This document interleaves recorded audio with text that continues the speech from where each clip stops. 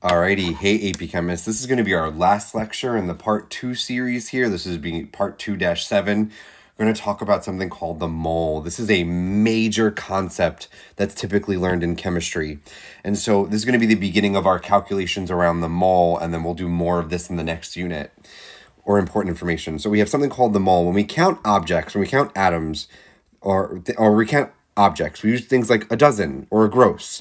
When chemists count atoms, they must use a larger quantity called the mole, right? Because we can't count one or two atoms because they're too small. We typically need a larger quantity, and so that quantity is the mole. Don't worry about why or where it came about, but a mole is the amount of a material containing 6.022 times 10 to the 23rd particles. That's known as Avogadro's number and has a unit of per mole, or mole to the minus first. The value of the mole is equal to the number of atoms in exactly 12 grams of pure carbon-12. Don't worry about why. This is just fun facts. And that's what we use to compare all other atoms. So 1 mole is 6.022 times 10 to the 23rd things. We could write conversion factors. I'm going to bring, I'm going to bring dimensional analysis back in here. I could write 1 mole over 6.022 times 10 to the 23rd. 1 mole of things is 6.022 times 10 to the 23rd things. Or 6.022 times 10 to the 23rd things over 1 mole of things. And things could be anything. Things could be atoms. They could be ions. They could be molecules. They could be particles. For right now, we're going to focus on atoms. And so I'm going to show you how we're going to use this in calculations. We know that 1 mole is 6.022 times 10 to the 23rd. And I just want to keep in mind, 1 mole is 6.022 times 10 to the 23rd. I just recently did this with honors chemistry. If I have less than a mole, I will have less than 6.022 times 10 to the 23rd. That's a good way of checking it. If I have more than a mole, I will have more than 6.022 times 10 to the 23rd. That's a good way of checking it. Sorry if that's getting all squished there, but that's 6.022 times 10 to the 23rd. I'm just trying to write the number fast and a lot. So now look, I have an example here. I have the number of copper atoms in 2.45 moles. Look, that's more than 1. I should have more than 6.022 times 10 to the 23rd. So I'm going to start with using dimensional analysis. Excuse me. I always show my work using dimensional analysis. So 2.5 mole of copper atoms times, well, if I have moles in the top here, for dimensional analysis, I want moles on the bottom, which means I'm going to use this conversion factor right here. 1 mole, and I'm going to multiply by 6.022 times 10 to the 23rd atoms. Atoms of copper. 1 mole of copper atoms. If I do this math, I will get 1.48 times 10 to the 24th atoms of copper. And look at that, it is larger. So good, that checks out. It is more than a mole. And then I could do the opposite now. It says the number of moles, I got to calculate moles, in 5.51 times 10 to the 31 atoms of copper. Look at this number, 5.51 times 10 to the 31. That's going to be more than a mole. I found this on the web. Excuse me, that's my Apple Watch. So if I want to do the calculation, I'll do 5.51 times 10 to the 31 atoms, which is things. If I have atoms or things, that goes in the denominator, atoms. And I want moles on top, which means I'm probably going to use this conversion factor. 1 mole, 6.022 times 10 to the 23rd. If I do all this lovely math, I get 9.15 times 10 to the 7th. That's a lot of moles. That's definitely greater than 1. That's a lot. But there we go. So that is how I could calculate and convert between atoms and moles. Now, on the periodic table, we don't have moles and we don't have atoms. We have atomic mass units or grams. So we cannot measure atoms directly on the lab bench, but we can measure mass in grams. It's very important to note here. We cannot measure atoms directly, but we can measure grams. The mass of 1 mole of atoms is known as the molar mass, units of grams per mole. An element's molar mass in grams is numerically equal to the element's atomic mass in atomic mass units. So copper on the periodic table has an atomic mass of 63.55 that we calculated. That's just going to be 63.55 grams per mole. 1 mole of copper is 63.55 grams. Fun. We can use the molar mass as a conversion factor for calculation. So again, osmium has a molar mass of 190.23 grams per mole, or AMU. That is 1 mole of osmium is 190.23 grams of osmium. So let's do some example questions. So we could calculate the amount of osmium in moles contained in 0.450 grams of osmium. Well, I'll do dimensional analysis. I'm going to use this here. 1 mole of osmium is 190.23 grams of osmium, or 190.23 grams of osmium is 1 mole of osmium. I could turn that into a conversion factor now.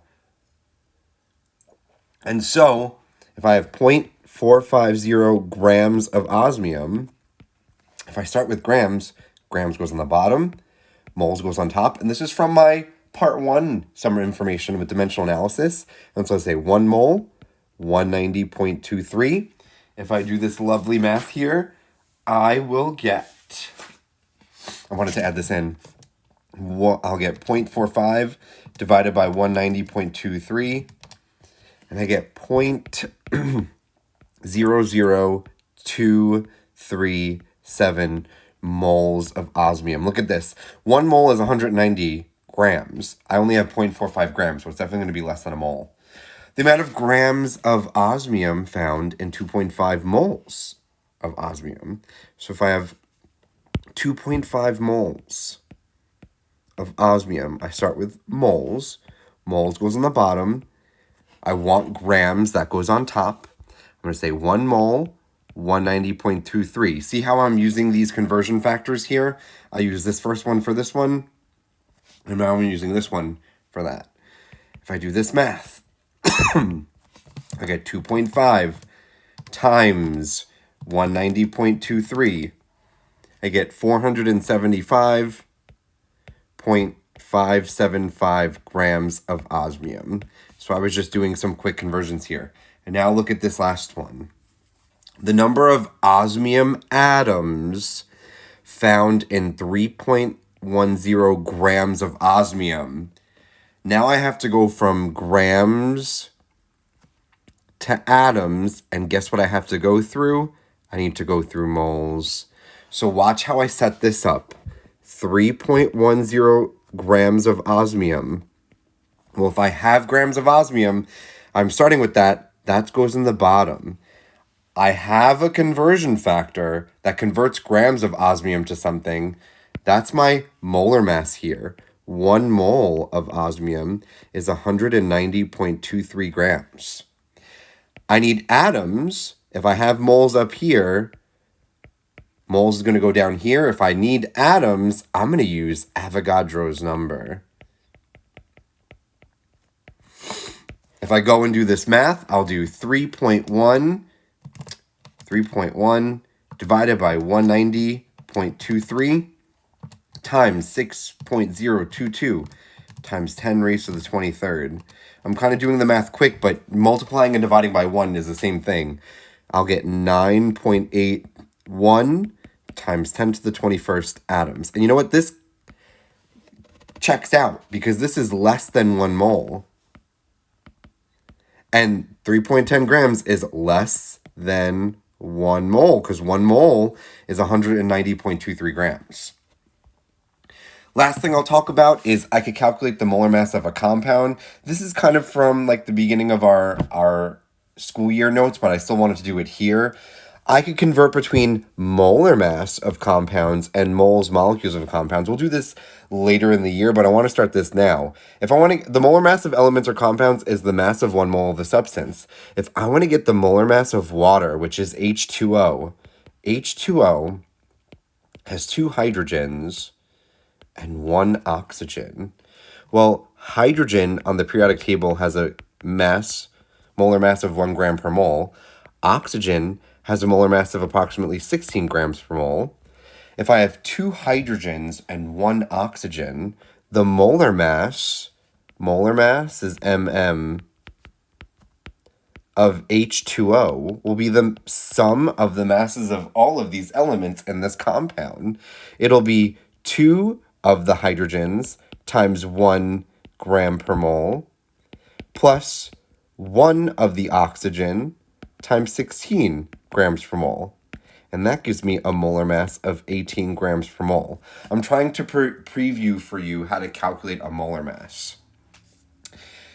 I could do a little bit of a guided example here. We could use moles and molar mass now to count particles. So if the odor of C6H10S can be detected from 2 times 10 to the minus 13th grams in 1 liter of air, how many molecules are present? Whew.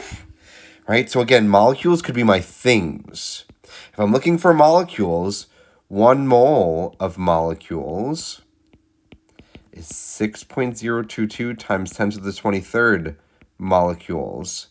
And I'll have to get moles now, I'll have to get molar mass. So this is jumping ahead now. Instead of doing atoms, I'll be doing molecules. Well, the molar mass of carbon on the periodic table is about 12 grams per mole. The molar mass of hydrogen is about 1 gram per mole. And the molar mass of sulfur on the periodic table is approximately 32 grams per mole.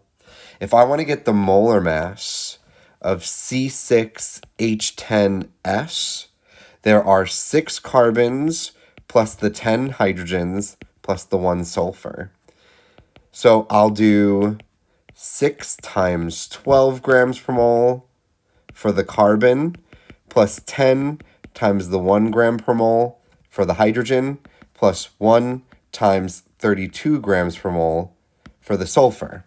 If I do all of this math, 6 times 12 plus 10 plus 32, my molar mass is about 114 grams per mole for C6H10S. That means 1 mole is 114 grams. And then we also know that 1 mole is 6.022 times 10 to the 23rd molecules.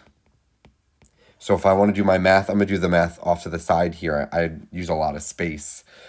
If I had 2 times 10 to the minus 13th grams now, I could figure out how many molecules there are. If I start with grams, grams goes on the bottom. The only conversion factor that I have with grams is this one, 114 grams, 1 mole. Then I'm going to need molecules. And if I have moles up here, moles goes down here to be able to cancel out. 1 mole is 6.022 times 10 to the 23rd. Isn't this fantastic? It's going to work out for me nicely here. I could do my math, and I could do 2 times 10 raised to the minus 13th. I'm going to divide that by 114, and then I'm going to multiply that by 6.022 times 10 raised to the 23rd. We should get something that's definitely less than 1. Let's see.